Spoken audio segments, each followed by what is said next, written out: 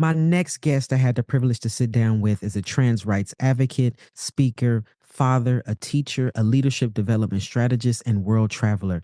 Within this episode, he shared his inspiring story about his experience in the world as a Black transgender man of faith who is also a father and a teacher. He also talked about the importance of finding community and how community led him to become an advocate for trans folks. And so this is a really great episode. I hope that you enjoy. Them boys, them boys, amplifying trans men to cut our voices, yeah, we here making noise, making noise, visibility equals possibility, you know we them boys, them boys, amplifying trans men to cut. Welcome to Dem Bois podcast. I'm your host, Sean Aaron, he, him, his. My next guest is a trans rights advocate, speaker, father, teacher, leadership development strategist, and a world traveler. Tiq, welcome to the show. Thanks, man. Thanks for having me. Yes, I'm so glad to have you here. I told you before we start recording how excited I am to have you and just to be able to hear your story. So you want to go ahead and introduce yourself for folks who don't know who you are? Yeah, so I'm Tiq Milan. Like you said, I'm a trans rights advocate, dad. I'm a writer.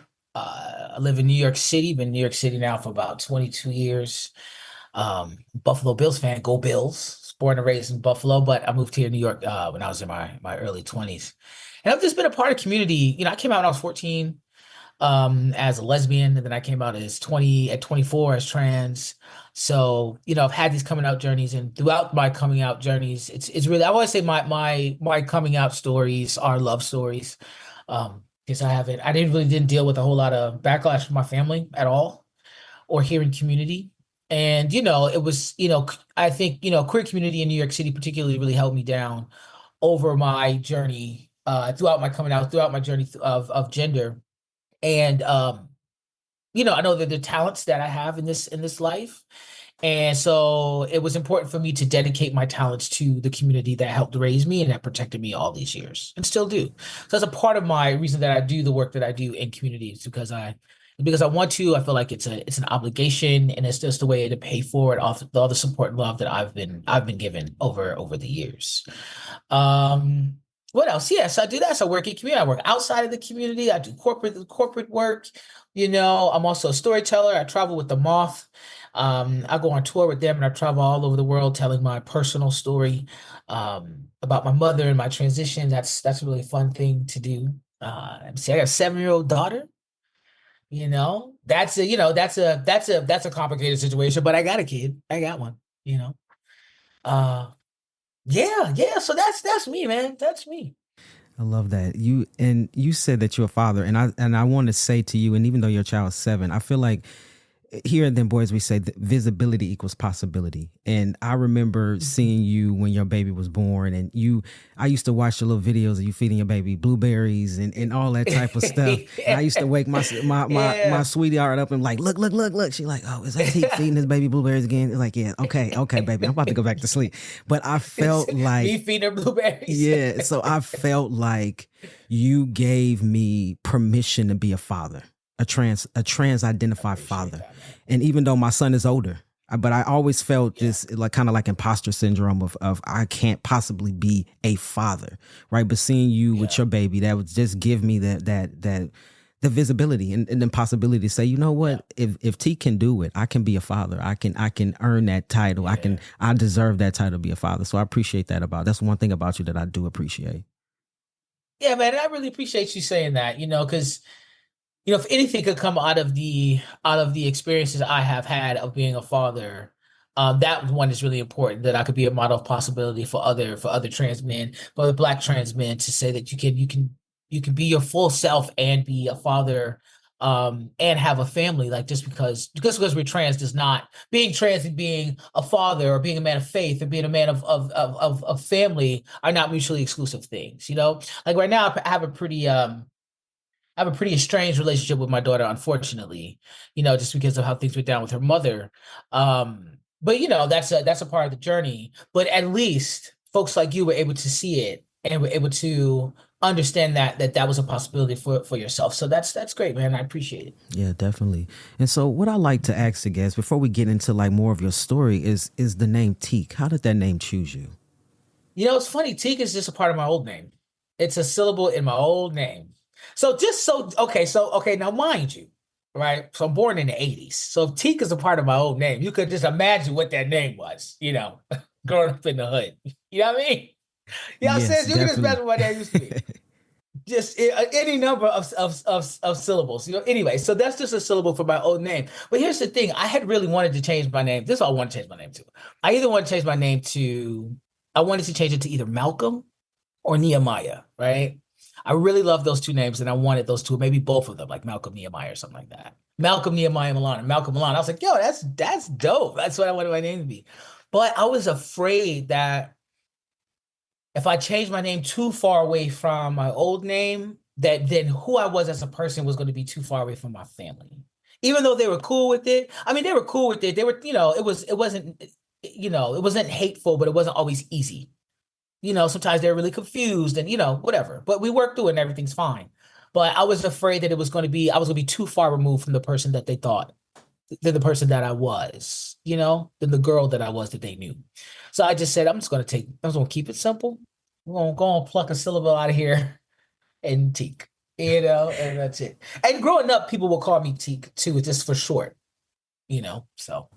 I love it. It's just a derivative of your birth name. And Yeah. and in the 80s, so we close to being around the same age. And so I can imagine how many, probably got about 8 syllables in there and hard to Yeah, spell man, and all that. listen. Yeah. So I definitely understand that. So I could just take one. I just need one. Y'all did too much. You did too much. Right. That's shit. Right. So, but you know what? You could always add that now. It can be Tiq, Malcolm, Milan now. I had thought about it. I had thought about doing it, but I said, what? I'm just lazy. It ain't that deep. I've been Tiq Milan for so long now, for like 20 years. I'm good. It's good. Just So keep it simple. So how long has it been since you began your transition journey? Well, I started passing, so being assumed a young boy or passing as a young boy in '02. So that's like 22 years ago in '02. And I took my first shot in '06. So that's been 18 years. And then so about 22 years really just living as a man in the world. And then medically '06, and then I changed my name and everything like '08, '09. Top surgery in 2011. So it's been a long time. It's been a long time. It's sometimes I forget about the journey of transitioning because I've just been in it for so long. So it's been a while. What about you? It's been 11 years this year. So 11 years. Okay. Yeah. All right. Yeah. So Nice. it's just this moment of like a lot of things about you kind of inspired me. When I was younger, I always had this complex of not, obviously I wasn't as feminine as society say a feminine person should be, or, I didn't carry that femininity. I was frumpy. I was overweight, and I always felt that I was ugly. Right. And so I had and also going back to like verbal abuse as a child. So my mother would always call me overweight and it wasn't helpful. Right. And so I remember as a teenager, I had a friend and I told her, I was like, oh, I'm interested in this girl. And I was like, you should introduce us. And she said, she's cute and you're ugly. You should start dating ugly people first. Right. And I thought this was a friend. So that added to that complex of me not thinking I was attractive. So when I began to transition, and so you transition, this gives me a time frame. You transitioned before me. So I've seen you navigating the world as a trans man before I did. And so my goal when I transitioned, I was like, when I transition, I don't want to be an ugly man. That was my fear. Right. And I would say this man T, that is a handsome man. That is a handsome man. I have hopes that when I transition, I can get some looks, right? And so that's another a model of possibility for me. You got it, my boy. You got it. I appreciate that. But yeah, not to say that, but no, just to see you and just like, no, I can transition and be a beautiful person. But being beautiful doesn't have to be something that you see on the outside, right?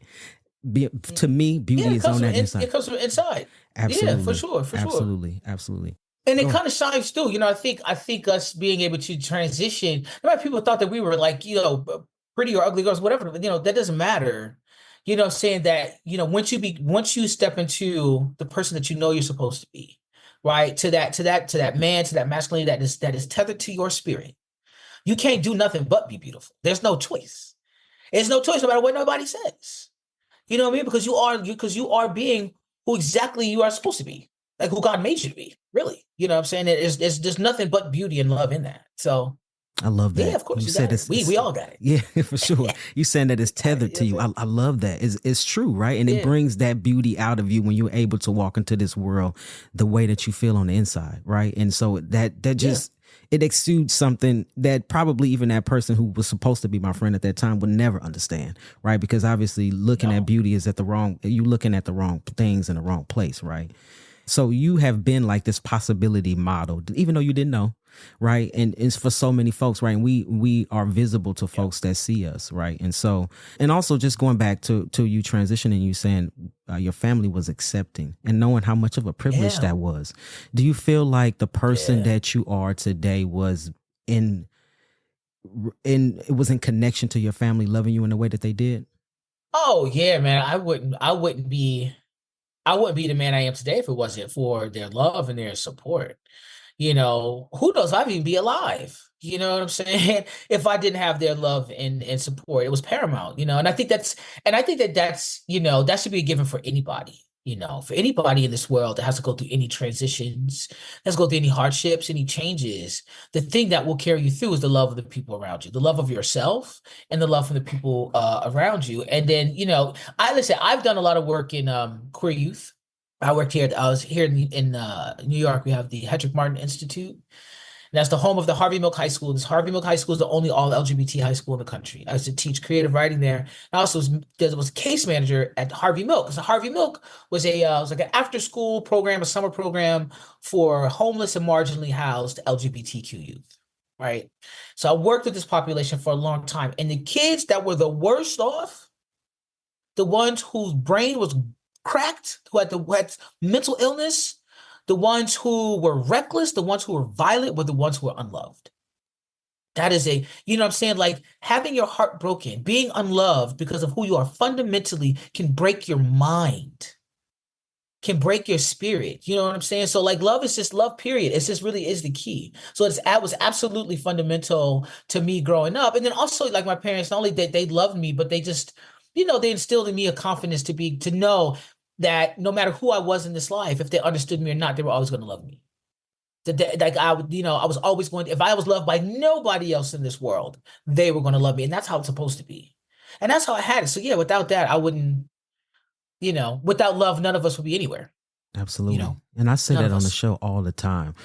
If you have the love of the people around you, I'm gonna say family. You know, if you had the love of your family, what the world says does not even matter, right? And it just don't matter No. because if you can go home and say, I don't give a shit what you say, mom, I know my mama love me, right? That makes so much Yeah. difference in the world. And just for you to make that connection of the folks that are the most reckless and the broken most broken are the ones that have no love. I just sent chills down my body because for so long, right, I've been in that place, and it takes a lot of healing, right? You got to definitely heal yourself from the inside to combat some of that stuff like verbal abuse from your parents or not being loved. So I want to ask you, like, Yeah. what advice would you have for somebody that's listening and say, you know, I don't have that. I don't have love. I'm just out here all alone. What would be your advice to Yeah. them? My advice to that, and just going back to the family thing, I think it's important to have family, but also know that family is what you make it. And that's another beautiful thing about being queer and about queer community is one thing that we are really good at is creating chosen family, right? And we create it it becomes pillars in our community from the bar culture that we've had since, you know, the 70s and 80s to the ballroom house culture. All of these are ways in which we create chosen family. So I don't want people to get it twisted that just because you don't have a mother that put you out into this world to love you does not mean that you don't have family or you can't Absolutely. create your own. Absolutely. Right? Because being in a queer community is something that we've done. You know, there's that saying that says, you know, blood is thicker than water, right? But the whole saying, and it's in the Bible, it's the blood of the covenant is thicker than the water of the womb. Okay. Which means that the promises that we make to each other, the promises that we make to each other as human beings means more than the people who you may share a name with or who you share blood with. You know what I'm saying? So it's that bond of the covenant that's thicker than the water of the womb. So I just wanted to name that because I think that that's an important idea for particularly queer and trans people to really embody and to go back to when it comes to what it means to create love and family in our life. So that's what I would have to say to people who feel like they don't have love. Love is for us to create, right? As trans people, we came into this world and we said, this, you put this F or this M on my birth certificate, you got it wrong. I'm going to show you exactly who I am. So we came into this world and created blueprints for ourselves on who we were going to be as human beings. You could create a blueprint for love too. You can create that on your own. You don't need, okay, there are people in this world who are supposed to love you. Your parents are supposed to love you. They are. Your government is supposed to take care of you. They are. But they fucking don't sometimes, So you got to create love. You got to create mutual aid. You have to create community. And that's what we do as queer and trans people. We create our own reality. We create our own humanity. So we can't let that stop at just the transitions. We can't let that stop at just coming out. There's a bigger thing that we are doing here. And to not lose sight of that. Never ever lose sight of that. Absolutely. Absolutely. And I think that's one of the things that saved my life was my chosen family. People that Yeah. all the people that I was told to stay away from, those people weren't good. Those were the people that picked me up when I was at the lowest point and nurtured me back to life. Right. And so it's and I sometimes I tell folks, it's like, if your mom and your parents or whoever, they not paying it, find your people. Go find your people. Find your people. Yeah. Because there are people out there. Find the people who love you and respect you exactly as you are. People who need your story, people who want your story, they're there. They are out there. Go find them. Hell, it may not be me. It may not be you, but your people are out there. Go find them for sure. And just have full faith that they're there. Absolutely. And that's another thing too. I think what's important is for, to understand that we are deserving of love. We deserve love. We deserve family. Embody that. Know it. And when you embody that and you know it, you're going to call that into your life. You're going to call all that love and family in your life. But you got to know it from the depth of you that you deserve all of that. Absolutely.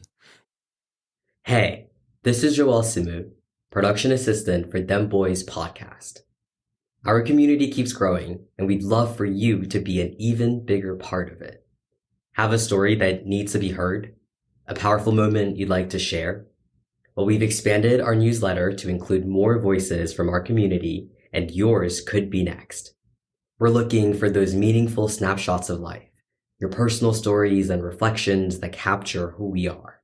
Think 100 to 200 words that pack a punch. Ready to share your story? Send your writing to me at joel@dembois.org. That's JOEL@dembois.org. And so what was the part in your life? Like, how old were you, or when was that moment when you had a sense of who you were?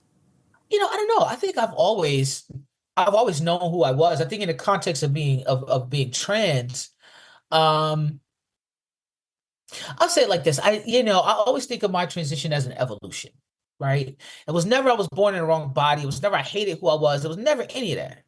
There was always a level of uncomfort, like me being feminine. Because I used to be a real feminine girl. Like I did. I was like, this is what I'm supposed to do. So I guess I'm gonna do it. But it didn't feel right. It was like having a pebble in my shoe.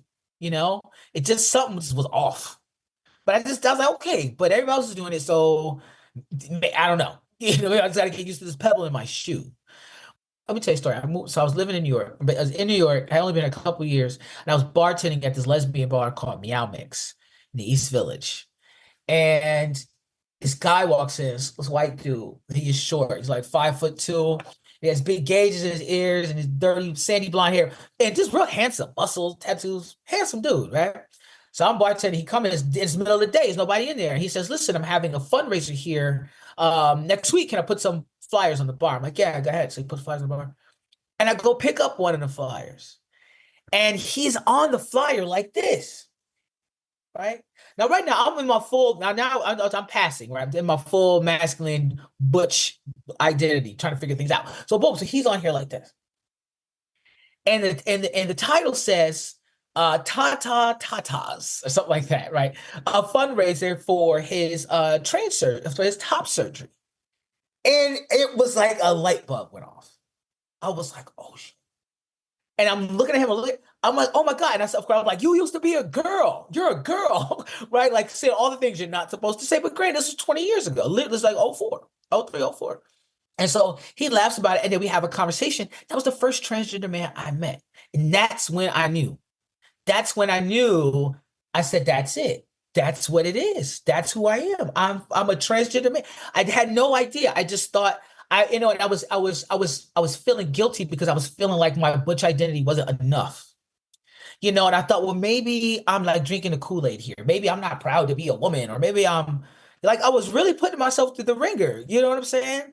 And then when I saw this kid, when I saw this man, and that's when I was like, okay, that's it. And so that gave me clarity. And also that is the reason why I am very open about being trans. I know I can pass as a cis het man in the world, but I'm very open about my experience in being trans because he did that for me. He doesn't even know it. I can't remember his name.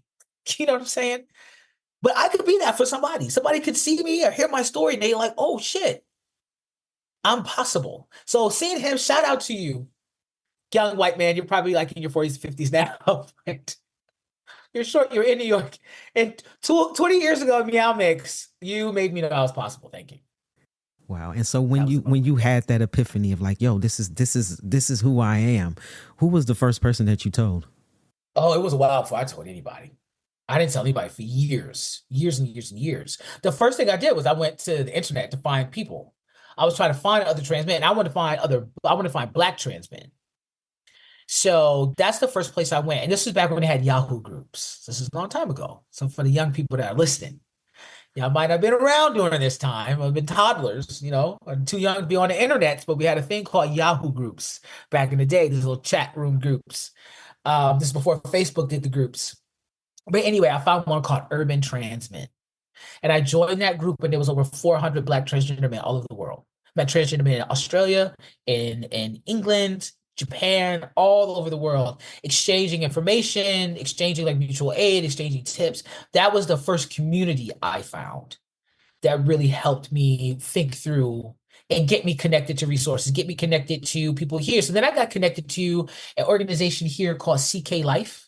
And it was run by Chris, Mr. Chris, we call him Mr. Chris, Black trans man, and his ex-wife, Kim Watson, who was a Black trans woman. So they had an organization called CK Life. And what they did was they got trans people connected to surgeries and connected to care, like comprehensive, compassionate care. And they helped them work through the insurance process to get their surgeries, to get their hormones. So I got connected with them and started to build community from there. And through that building of community and resources, I started to feel more confident in the truth that I was a trans dude. You know what I'm saying? It just informed me. And that's why I'm just so big on community. I'm really passionate about community because community really did save my life. Every time I didn't know where to go, every time I had nobody to tell, I had community. I had people, you know what I'm saying? So that's why it really does mean a lot to me. And the queer community really has such a huge place in my heart. And why, I dedicate so much of my career to serving community because of the services that have been brought to me. So that's how it happened. So I started meeting people in an online group and I got involved with CK Life. And then from there, I got to build out and start to learn more and more about queer and trans people. Folks started to learn about me, that I was a speaker and I was a teacher and all these things. And then my like career and community started to come together. And then I finally came out to family. That was a ride. Share with us.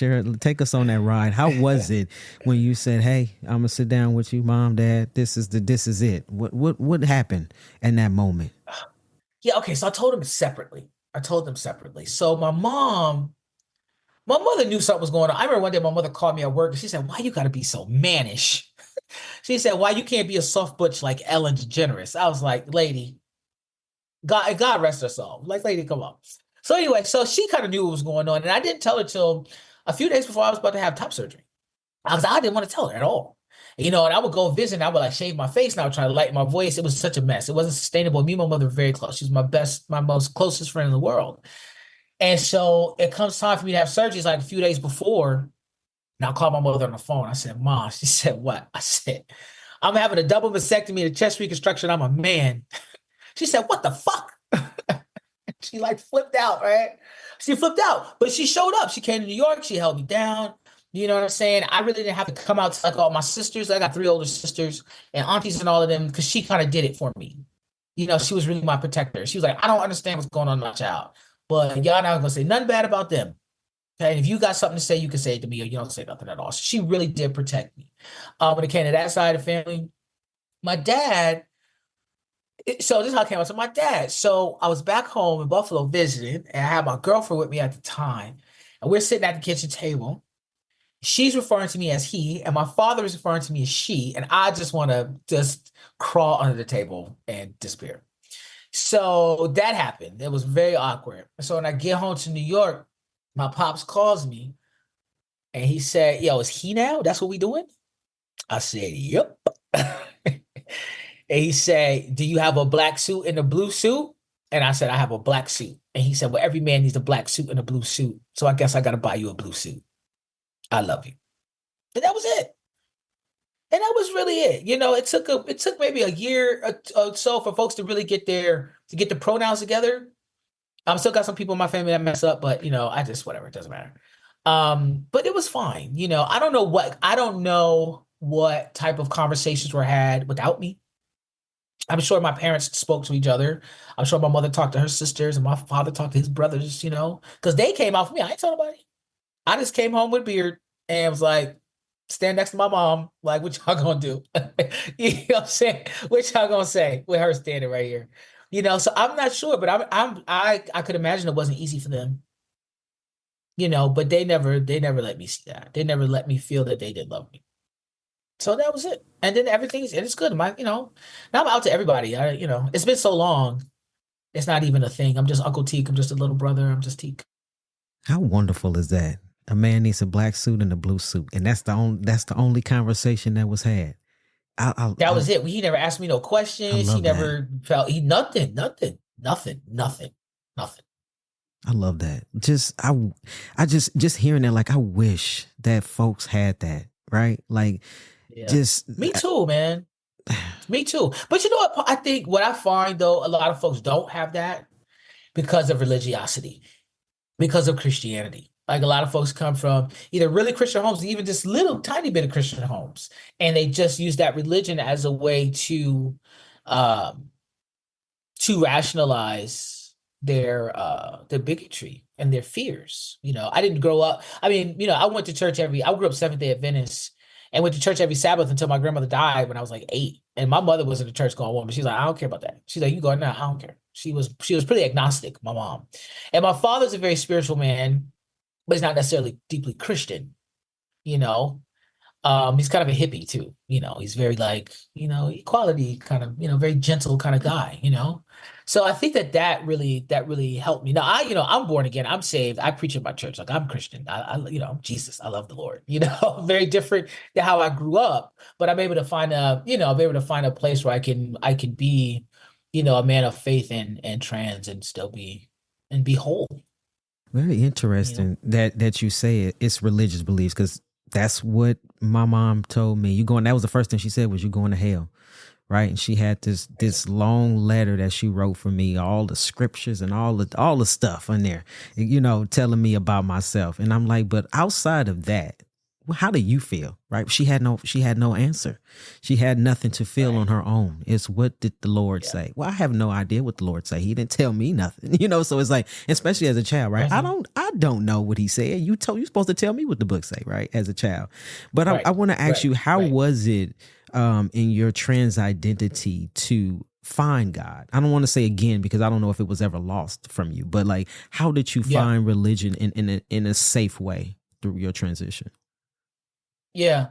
One thing, you know, I've always been a spiritually minded person before I was like actively a church going Christian. I just, you know, I was a 5%er for a minute, did that for a while. And I've studied the Kabbalah, Dead Sea Scrolls. Like, but that's because I'm my dad. Like me and my pops would sit and read like nerdy shit, like reading ancient texts together and, you know, having these conversations. So that's kind of just how I was kind of brought up. But I think I've never ever believed that me being trans meant that God didn't love me.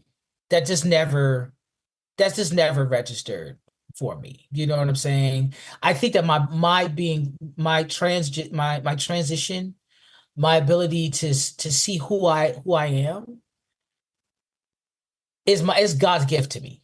You know, me being trans is a blessing. So I'm able to live as my authentic self and my best self. And now now that I've been studying the scripture and starting to understand it, what I do know is that the only thing that God is love.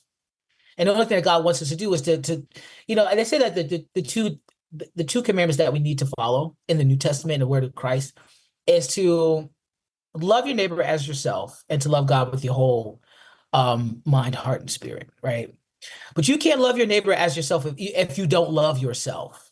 So me being able to transition brought me to a place of like such unconditional love and confidence in me. So that now I could do God's work by loving my neighbor. I could do God's work by loving God. You know what I'm saying? So for me, I saw my transition as something that was a gift to me. Hey, this is Jackal from Stealth, a Transmasculine podcast. Join me and my co-host Kai as we interviewed transmasculine elders about their experience growing into their authentic selves. The term stealth highlights two important facts. That one, for our generation, we were often told to hide our past and live an underground existence. And that due to that, our stories are very often overlooked. Throughout our lives, each of us has had to navigate issues of disclosure, which have impacted us in many ways. We also have a members section where you'll get to hear some amazing transmasculine history from Black jazz musicians to Mexican revolutionaries. We hope you join us for season 5 as we continue to emphasize that transmasculine folk have always been here and that we will continue to be here. Be sure to check out our website, transmasculinepodcast.com. And then I found a church that was also really affirming. So I'm a member of Middle Church. I also preach at Middle Church. I'll be preaching November 17th at Middle Church, Middle Collegiate Church at 3 p.m. If you're in New York City, you can check it out. And you can check it out online. And I'll also be preaching at Fort Washington Church that morning. That will be online too. So quick plug there for Trans Day of Remembrance. But Middle Church is a really affirming church and congregation. And I was introduced to the church by other queer people who go. They have a beautiful, like Pride Month is all about, having pride and queer identity and queer siblings and the divinity in the trans and queer experience and the divinity of like the spectrum of gender. It's a really beautiful place. I really love it. So that really gave me the structure, but I've always kind of been a spiritual person. But I think what brought me to getting saved and being born again was I kind of just hit a rock bottom, I tell you what, listen, I ain't no choir boy. Let me just say that, okay? You know what I'm saying? Like I'm a leader in the community and I do all these things, but I'm nobody's perfect, okay? And, and I like to say I'm fearless, but I think I've been a lot reckless too in my life, particularly living here in New York City. So let's just say all of that. So just use your imaginations, kids. Okay. So all of this recklessness is kind of coming to a head. And I found myself in a really low place. And I was ready to die. I really was. And I was done. I was done with this life. And I heard God say, I'm not done with you yet. I swear to God, I did. And then when I heard that, I said, I'm going to live this life better. I'm going to try to be more wholesome. And I'm going to start to channel my work and my energy through God's work and through God's word. So that's what happened. It was a moment. It was a moment that kind of just brought me out. They let me know that, I've been dancing around my spirituality and my calling for so long. It was time to really get engaged, like really get active in what God wants for me. And I did. And I've been better ever since. And how long ago was that you heard that voice to say, I'm not done with you yet? Oh, this is last year. Just last year. Wow. Yeah, wow. just last year. I had to clean my act up, man. I had to get sober. I had to make apologies. I had to just, stop chasing tail, as my mom used to say. You know what I'm saying? Just chill, boy. Chill. Yeah. How do you feel now after that a year? That's not that long ago. How do you feel now in this moment? Oh, I feel great. It's still scary, it's still scary because, I'm still me, but I feel good. I feel really confident in God's love. I feel really confident in my prayers being answered because they have been. And I've been intentional about creating a team of support around me. And that's the thing. And that's the thing. And I think what's really important about this conversation that I want listeners to understand is that it's okay to mess up. You know what I'm saying? It's okay to hit a bottom, it's okay to have addiction, to be a fuckboy or whatever. Like it's okay to happen as long as you see it's happening and then you try to get better. But you have to be intentional about getting better. To say, oh, this is just who I am, and just I'm gonna continue to be like a bad person or a reckless person, or get down on yourself and say, oh, woe is me, nobody can help me. No, you gotta pull yourself up and be intentional. And that's what I did. So I started going to church. I got a counselor. I got into therapy. I stopped drinking. You know what I'm saying? I stayed my black ass in the house. You know what I'm saying? You know what I'm saying? I started going to the gym regularly. I just started doing different things. I started just the little things, going to bed every night at 11 o'clock. Just these little tiny habits that I needed to do in order just to be a better person. And sometimes it's that. Sometimes it's like drink more water and go to bed earlier. You do these two little things, you'll see such an amazing change in your life. So I think that's what I want people to understand. Even if you are hitting rock bottom, or if you can see yourself making decisions that you're not supposed to be making for yourself, there's always a way out of it, but you got to bring yourself out of it with such intention. And that's what I've done. And it's not easy, but it's been hard work, but it's been worth it. You know what I'm saying? Because I want to be like, I've always been good. And like you said, you've been following me for a while. I had your admiration. I appreciate that. And so many other people have as well. But there's so much more I could be doing. There's so much more impact. There's a bigger, more positive impact I can have on this world when I start to give more of myself to myself instead of to the streets. You know what I'm saying? So I've always had kind of this duality now. So now I'm trying to really just focus in, so yeah. How do you reconcile the old Tiq, right? And you went on the apology tour and apologizing to folks. And I feel like apology is necessary for healing, because you can't really fully heal if you got some leftover wounds that need to be fixed. Now, what somebody else do with that apology, that's on them. But I feel like as long as you do your part and you healed up that part in you, then that's important. But how do you reconcile that old Tiq? So if you walking down the street and somebody say, I don't know, just the old Tiq. What they see is the old Tiq. They don't see the new Tiq. How do you reconcile with that? That happens now. Folks who don't want to see, the person that I'm becoming, unfortunately, I have to put distance between me and them, because I don't want to be pulled back to that old person. And it's just another evolution. Like I said, I didn't hate the girl or the woman that I was. I evolved. I don't hate, that reckless crazy guy. I don't hate him. I'm just kind of evolving. And he's still there. Like, that's just in me. It's just how I was brought up. It's from where I'm from. Like, that kind of wildness is always going to be kind of untamed. It's going to be in me, but I have to be able to tame it. You know what I'm saying? So it's not like a necessary reconciliation, because kind of an acceptance and understanding that this person, this facet of my personality does not serve me now at 45 years old.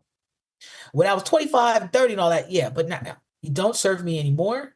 Maybe we can see a little glimpse of you in contained situations, but other than that, no. So it's an acceptance and a control, and that's another thing I think is important for me as I get older, and also as a man. And I try not to get too gendered, but what it is what it is. For me as a man, it's important for me to have some control, to have full control over my emotions and full control and accountability over the decisions that I make with my emotions, right?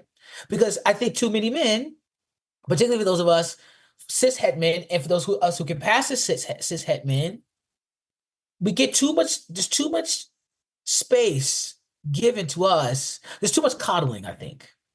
There's too much space for men not to be responsible for their actions. Like, for instance, it's like, you tell a woman to, hold her keys in her hand and not wear a short skirt, instead of telling men not to be creeps, And so now that I'm in this place of developing my manhood for me, the kind of man I want to be is a man that's going to be accountable to my actions, my inactions, and my emotions, even when they're fucked up. It's nobody's fault but mine. It's nobody's fault but mine. You know what I'm saying? And that's the guy that I am now. And it's not easy. It's not easy, but I think for the man that I want to be, for the leader in my community, in my family, in my household, I have to be responsible for all of my decisions and my emotions, and I have to be in control over them.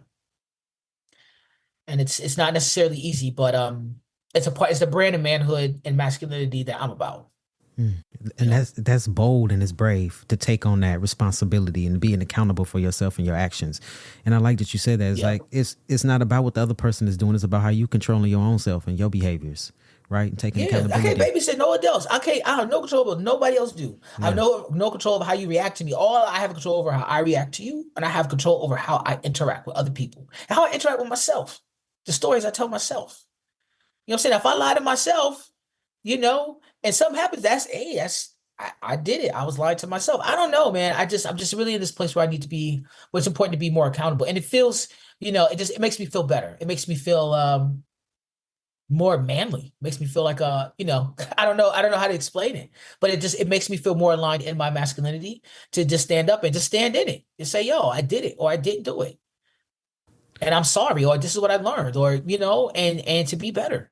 Right. I And think then, it's the epitome of bravery to do that. Go ahead. no, sorry. I'm sorry. The epitome of bravery. I love that. If somebody listening, they like that, maybe they're young, a young trans identified person, or maybe they're not a trans identified person at all, and they're just younger and don't know who Tiq is or Tiq was prior to a year ago. If somebody listening is say, how would you describe yourself right now in this moment, the Tiq that you are right now? The Tiq I am today, and right in this moment, I'm very hopeful. I'm calm. Tiq today is really calm and confident, and I'm clear. I'm very clear on where I want to go. I don't have clarity on how, but the how always comes together. The how doesn't really matter, but I'm completely clear on where I want to go, and I can see it in great detail. So I think that the Tiq now is calm and clear, and is ready. I'm ready, yeah. So I want to talk about your career a little bit. And so you mentioned earlier, Moth. You want to explain to folks what that is? Oh, the Moth. Okay, yeah. Yes. So the Moth, it's a radio show that's been around for 30 years. They play all over the United States. I think we have some global listeners as well. Millions of people listen to the Moth. There's also a podcast, and it's also a theater. We also do shows around the country in theaters. So what it is, the Moth is where they take 5 storytellers and you tell your personal story. It's a story that's real, it's true, and you get up there, no notes, and you tell your story for 12 minutes. That's really it. And the idea here is that it's the power of storytelling that brings us together as human beings. So you get 5 different people. There's usually a theme. You get 5 different people on stage, and they tell their personal stories of their life. So I tell a story about me coming out. I talk about my mother and also my mother's death. And I've been on tour with them. I've gone to 16. I've done 16 dates with them over the last 3 years. So I've got to tell my mother's story on stage in front of thousands of people, which is really great. Yeah, and I've also in there, they have an anthology called On Beauty, and my story is published with them as well. So that's what the Moth is. And they do story slams. You know how back in the days have poetry slams, you go to poetry. So they do story slams when you sign up, and they do them at different like bars and locations all throughout like most major cities. And it's like $5. You sign up and you get on stage and you tell a 5-minute story. And if they like you, then you get invited to do a main stage story, and then you take you on the road and you travel. Nice. So that's the Moth. Nice. For folks, we telling our age, because I understand poetry slam. I don't know if other folks know what that is. That don't exist anymore. Oh, they might not. Okay. All right. Yeah. So listen, I was into that too, because of course I was a poet in the 90s, Yeah. Of course I was a poet in the 90s. So the poetry slams, when you'd go and you'd get on stage and you would compete with your poems. All these poets would get up there and they were like poet rap, like recite poems and kind of rap. It was usually really politically charged and or racially charged or sex. Erotica was really big back then. And you like win a prize, and then so yeah, it's a slam. But I think they still do them. Not as much as they used to, though. Maybe I'm just too old. Maybe I'm just out the loop. I don't even know. I think I'm old too. I'm not that much younger than you. I'm 40. I'm 43. So I don't know if they still do that you're or right not. with me. Yeah. So I'm not sure. But I know it's almost Right. like a rap battle almost, kind of. But it's more of a monologue. With the poetry Yeah, it's a monologue. slam. Yeah, it's a monologue. Yeah. She's like a 2-minute poem, and usually rhymes. It has a little rhythm. Yeah. Yeah. It's cheeky and witty and all of that stuff. Yeah. So what is next in life for Tiq? What is next in your career? What is next in life for you? What is next? That's a good question. Working on a book. I've been having this book. I've been floating around my manuscript for years now, but it looks like it might have landed a publisher. So that's all I can say about that. So that may be percolating right now. I'm going to move out to Los Angeles. I'm in New York City. I've been in New York City now for 22 years. I really do love the city. I really do. But I think it's time for me to move on to something different, particularly with the new life and a new outlook. I want to be more in nature. I want more sun. Yeah, I want something that feels a little healthier. So I'm gonna go out to California, go to LA, and kind of just travel around. So that's the next thing. I'm gonna do that at the top of the year. I'm working on this book, and then I'll be traveling around speaking. I'll be traveling, touring around with the Moth, and I'll be doing some different schools and different organizations throughout the year, just telling my story and doing my leadership development and my keynotes. That's basically what I do these days. I just keynote around the world. So I'll be posting about it. And if I'm in your city, come see me. And if you know anybody who wants to book me, book me. Definitely. Like I always say, Yeah, community, that's what do I'm what doing. community does. If you know somebody want to book Tiq, let's get Tiq booked. Holla. Yes. The new Visibility Equals Possibility merch is now here. If you've been a listener of the show for a while, you know that here on Dem Boys podcast, we believe that visibility equals possibility. And I say it all the time. Now we're introducing a groundbreaking collaboration crafted by Emilio. Emilio was featured on Dem Boys podcast episode 37. So if you don't know his story or his journey, be sure to go back and listen to episode 37, right? But this isn't just merch, it's a movement. We're empowering trans men of color with creative freedom to design their interpretation of what visibility equals possibility means to them. Think of it like major brands collaborating with athletes and musicians, right? But this time, it's our community taking the center stage. It's great to have trans men of color designing products that represents their community, my community, your community, and that folks feel proud to put on. So be sure to go to the website and check it out. Our website is demboys.org. That's DEMBOIS.org. Every purchase goes to support our vital programs. Holla. And so I want to go back because we talked about fatherhood just a little bit, and Sure. and I want to ask you a question about fatherhood and the rights of being a father in a trans identity. How how is it, or even if it comes in a form of advice to someone, how is it that we have the right to say we are fathers to raise another child and bring a child into this world? Man, I think, I'm a man of the word. I have every right to be a father, every right to be a husband. I think we all have the right to be whomever we want to be. You know what I'm saying? And so I absolutely think we have that right, but I think how you make it right. So some advice for any trans men out there who are partnered and who are having families, creating families, and you're not birthing the child.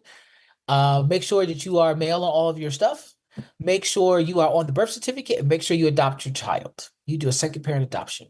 Okay. Because one thing I had to learn the hard way, like I have all my things. I didn't adopt my daughter. I am on her birth certificate. I had my daughter in wedlock. But it's a difficult conversation. It's a difficult situation. But just know this, that as a trans man and you're partnering with a cis woman and she's giving birth to a child that you don't have a biological connection to, you are basically trusting her with your fatherhood. You're trusting her with your fatherhood. You're trusting the state with your fatherhood if she falls through. Okay. I was betrayed by both. I'm just gonna put it like that. You know what I'm saying? So just know that. And so make sure you do all the things. And one of the things you really, really make sure you got to do is to make sure that you adopt your kid, get everything in order, like do all of the business. Not, oh, we love each other. It's nah, shorty. Don't do it. Make sure you get everything in order because you never know. The person you marry is not the person you divorce. Know that. So that's my 2 cents when it comes to fatherhood. Now, if you're going to be a father, and you're going to do it on your own. Again, make sure you get all your paperwork in order, because there are people out here that think you don't deserve to be a father. People don't believe in your manhood, and also depends on where you live in the country. I've had the privilege of living in New York City. Things are easier for us here, and that's just the truth. For us who live in the blue states, it's just easier for us. But I also know that the largest population of Black trans people are in red states. Right? So there's the vast majority of Black queer people are living in the South.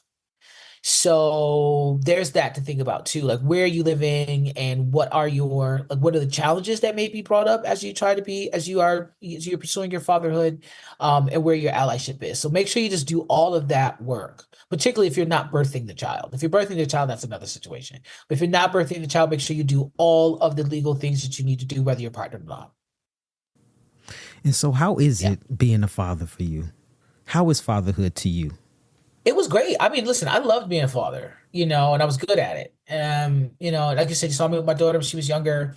I don't really have connection with my daughter anymore. I really don't, unfortunately. I saw her on Father's Day this year. I wasn't allowed to take a picture with her, and it's a really, really hard thing.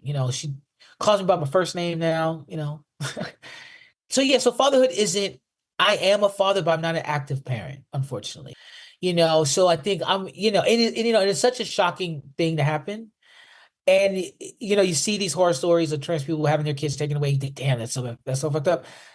It never happened to me, and then it happens. And then you're in it. So I think for me, what I'm learning about fatherhood is, kind of the hard lessons. Like family court is really not set up for fathers. It's not, but don't be trans in family court. It's a whole other ballgame there. So family court is not set up for fathers, and I understand how and why, but it's not fair to the good fathers, Um, and what I'm starting to also understand that I'm starting to have more sympathy for men who are not in their children's lives, because I can't be in my daughter's life because of her mother, even though I have a custody arrangement, even though I just can't. I just can't. And it's a complicated thing. And I hope one day my daughter can be in my life and we can rekindle our relationship and I can explain everything to her. But I understand why this happens now. I get it. And particularly when you don't have money. You know what I'm saying? I've been blessed to have a little bit of means. So I was able to have a lawyer and go through tens of thousands of dollars. Most people don't have it like that, yo. You gotta pay a lawyer $5,000 to $8,000 off rip. Off rip. It's so expensive to fight for your right to be a parent. It's just a messed up system. It's a messed up system. So that's what I'm learning about fatherhood. So having my baby in my life, it was the one of the most joyful times of my life. And I miss her so much. And I'm missing out on so many things. But again, it is what it is. But I have more sympathy for those who are on this side of it. And all I could do is just pray on it. And I pray that my daughter's being raised with kindness and she's allowed to be her whole self and that she doesn't forget who I am and that one day we can see each other again. But I get how the systems ruin families and I see how heartbreaking it is for us to create families with cisgender people, just to keep it a buck. I'm so grateful for you to shine a light on that. Thank you for being vulnerable and sharing that piece. And it's so true. Yeah, of course. Yeah, thank you so much for that. I feel and I became a parent by marriage. My son, I talk about this often on the show, and my son is 27 now. He'll be 28 next year. And so it was, I didn't feel valid as a father. It wasn't an arrangement that we had, or, I just showed up one day and like, okay, he started to call me dad. I didn't tell him to call me dad or anything like that, but I raised this man. And so just to know, when I'm asking you like how it is to be a father, it's just like with this trans identity of not feeling valid. How can I possibly be your father? But I think that it's about the love that you give a child and the love that you show the child and the lessons that you show the child and you showing up every day, showing up, right? And so, and I get where you coming from, how it's so hard for because I always say it's not the child, but it's who you have it with, right? And so that makes it. Man, listen, that is the truth. Because then my daughter treats me bad. I'm gonna be honest. My daughter treats me terrible. Things that little girl was saying to me, but that's because of her mom. That's why I can laugh about it. Because I've been listening to my little girl. She was saying just the wildest shit to me, and it's just like, okay, this is nothing but your mother. But that's true. Be careful who you decide to have a family with. Absolutely. Man, listen, be careful. Yeah. Be careful. Could you even though you're 45, could you say it farther down in your life? You know what? I want to be a father to a second child. Could you see that in your life? Maybe. It depends. Again, it depends. Listen, my trust issue. Let me tell you, the way this heart is an icebox. There's an icebox where my heart used to be. Okay, I don't know. Yeah. I don't trust neither one of them. Yeah, you know what I'm saying. Yeah. So I don't know, but I mean, if I met the right one, and maybe I wouldn't do it by myself. That's what I'm saying. If I met somebody, I couldn't see myself. Because somebody asked me that recently, would I adopt and adopt a child by my own? No. While I'm by myself, I'm just like a free bird, But if I was partnered with a woman who wanted babies or had young kids, maybe. I don't know. Maybe. Yeah. Just think about it. Just It's making me hot. I'm sorry. Yeah.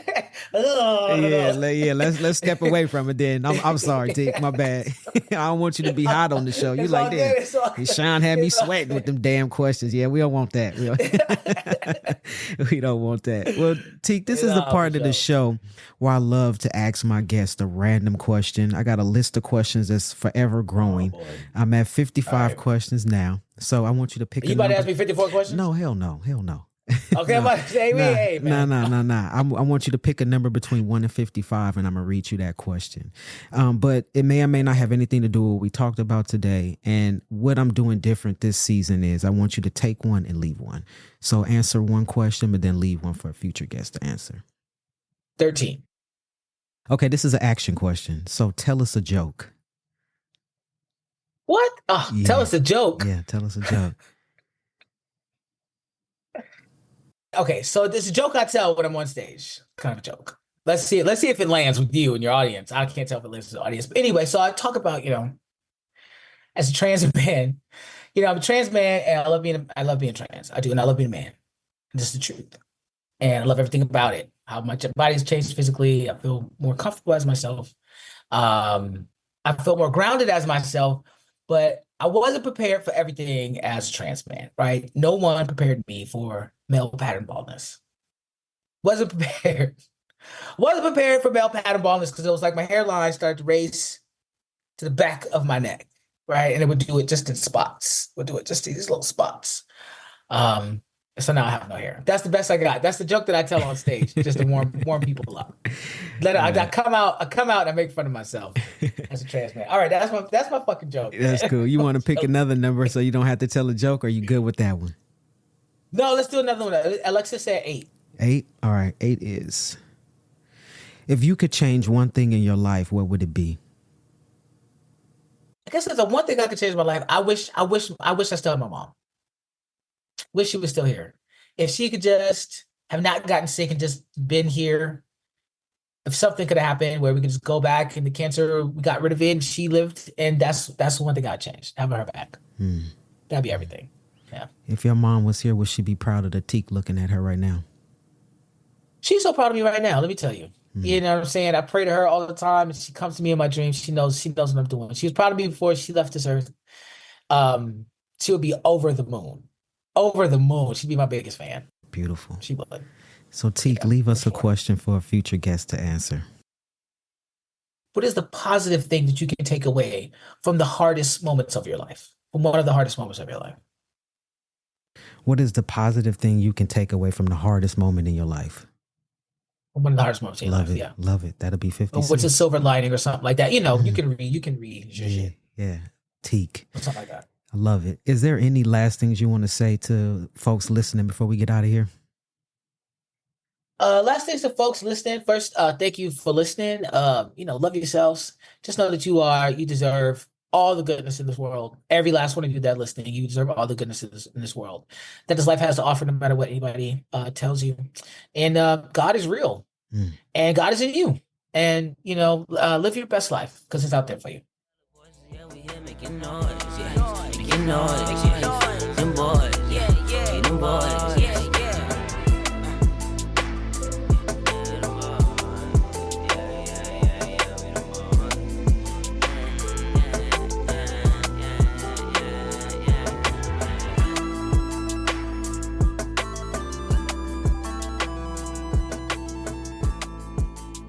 Thank you for listening to this week's episode. You have just finished listening to the 8th episode in a row. After every 8 episodes, Dem Bois Podcast takes a month-long break from releasing new episodes in order to relax, rejuvenate, and to prepare for the next batch of 8 episodes. So for listeners, this is a great time to go back and re-listen to those episodes that you love and enjoy. It's also a great time to go back and listen to episodes that maybe you have missed or didn't have a chance to listen to. Also, this is a great time to like the show. This is a great time to share the show out with folks in your networks. And I hope that I see you on the next episodes. We're coming back with new guests, new topics, new everything. Take care. Until next time.